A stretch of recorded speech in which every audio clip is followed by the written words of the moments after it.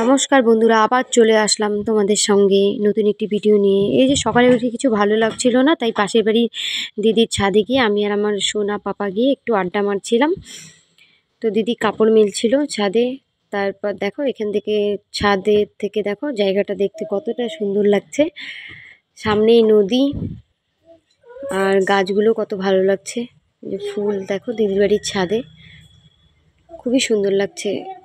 দেখো আকাশটা কত কালো হয়ে আসছে, মনে হয় বৃষ্টি নামবে। যাই হোক, তো দেখো এখান থেকে জায়গাটা কত সুন্দর লাগছে। আমার তো খুব ভালো লাগছে। কার কার ভালো লাগছে কমেন্ট করে প্লিজ বলো।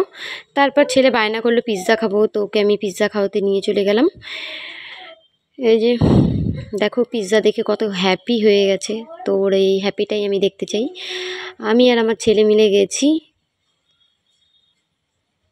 বাস দুজনে মিলেই আমাদের লাইফ। ওকে আমি নিয়ে চলে গেলাম খাওয়াতে। তো পিৎজা দেখে অনেক হ্যাপি ও। খাওয়ার থেকে বেশি হ্যাপি ও খায়নি, আমাকেই খেতে হয়েছে পুরোটা। ও জাস্ট একটু একটু দেখছিল, খায়নি। তারপর ওখান থেকে খাওয়া কমপ্লিট করে আমি আর আমার সোনা পাপা চলে আসলাম বাড়িতে।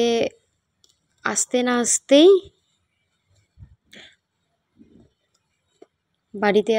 আসতেই ওখানে মানে আমার দিদির যে ছেলে আছে পিয়ুষ, ও আবার আমাকে বললো কি যে আমার পরীক্ষায় একটা হাতের কাজ আছে, তো তুমি আমাকে একটা কিছু বানিয়ে দাও। তাই এত কম সময়ে কি বানাবো ভেবেই পাচ্ছিলাম না। তাই একটা ওকে বললাম ঠিক আছে চল, আমি তো কখনো ট্রাই করিনি এরকম টাইপের ঘর বানানো। ও বললো মাসি আমাকে তুমি ঘর বানিয়ে দাও। তাই বললাম ঠিক আছে আমি ট্রাই করে দেখবো। আমি অন্য কিছু বানিয়েছি, টেবিল ক্লথ, মানে মেয়েদের যা যা জিনিস হয়, ঘর বানাইনি। তো ট্রাই করে একটু একটু দেখছিলাম। তোমরা সবাই কমেন্ট করে বলো ঠিকঠাক হয়েছে কি না। তো যাই হোক, তো বানানোর পর আমি এটাকে কালার করতে বসে গেছি। প্রথমে আঠাটা বসছিলই না, যাই হোক অনেক কষ্ট করার পর ওটা আঠা দিয়ে সেট হয়েছে।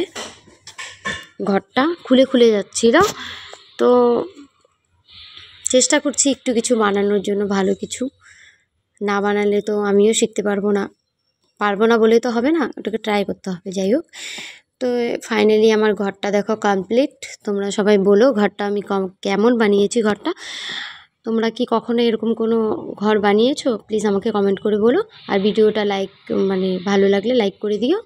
আর আমার চ্যানেলে যারা নতুন আছো প্লিজ সাবস্ক্রাইব করে দিও। ভালো থেকো।